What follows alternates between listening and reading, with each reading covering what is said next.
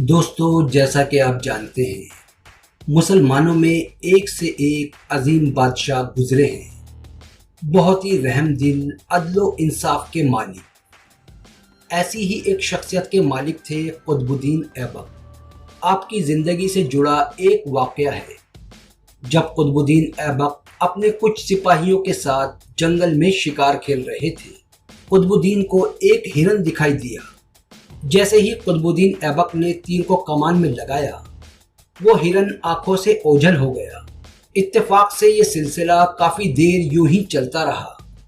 قطب الدین ایبک نشانہ لگاتے، ہرن جھاڑیوں میں چھپ جاتا، اور جیسے ہی موقع ملا قطب الدین نے تیر چلا دیا، اور جب شکار کو دیکھنے کی غرض سے پاس پہنچے تو دیکھا کہ وہ تیر ایک نوجوان کے لگا ہے، جس سے وہ زخمی ہو کر بری طرح درد سے تڑپ رہا ہے، اور کچھ ہی دیر میں اس کی موت ہو گئی، جسے دیکھ کر قطب الدین نہایت افسوس زدہ ہو گئے۔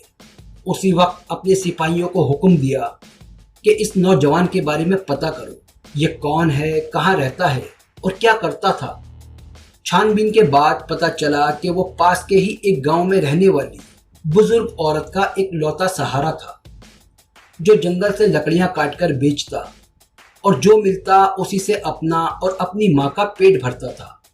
اسی وقت قطب الدین ایبک جھکی ہوئی رنجیدہ نظروں کے ساتھ اس نوجوان کی بوڑھی ماں کے پاس پہنچے اور نہایت افسوس کے ساتھ اس سے کہا، غلطی سے میرے تیر سے آپ کے بیٹے کی موت ہو گئی۔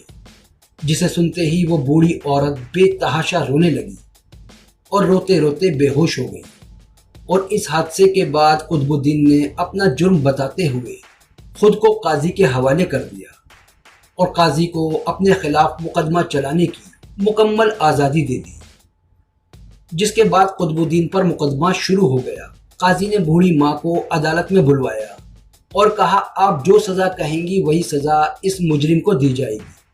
یہ سن کر بوڑھی عورت کہنے لگی، جس کے حق و انصاف کی گواہی پوری رعایا دیتی ہے اور جو اپنی ہی سلطنت میں اپنے ہی خلاف مقدمہ چلوائے، وہ بھی ایسے جرم کے لیے جو اس نے جان بوجھ کر نہیں کیا، اگر آج اسے سزا ہو گئی تو ایسا بادشاہ پھر کہاں ملے گا۔ میں نے اسے معاف کیا اور آج سے قطب الدین ہی میرا بیٹا ہے۔ یہ سن کر قاضی نے قطب الدین ایبک کو بری کرتے ہوئے کہا، اگر آج تم نے عدالت میں ذرا بھی اپنی بادشاہت دکھائی ہوتی تو میں تمہیں اس بڑھیا کے حوالے نہ کر کے خود ہی سخت سزا دیتا۔ اس پر قطب الدین نے اپنی کمر سے خنجر نکال کر قاضی کو دکھاتے ہوئے کہا، اگر آج تم نے میرے ساتھ مجرموں کی طرح برتاؤ نہ کیا ہوتا اور میری بادشاہت کا ذرا بھی خیال کیا ہوتا تو میں تمہیں اسی خنجر سے موت کے گھاٹ اتار دیتا۔ تو ناظرین، یہی ہے اصل حکمرانی اور انصاف، اور یہی ہمارے اسلام کی تعلیمات بھی۔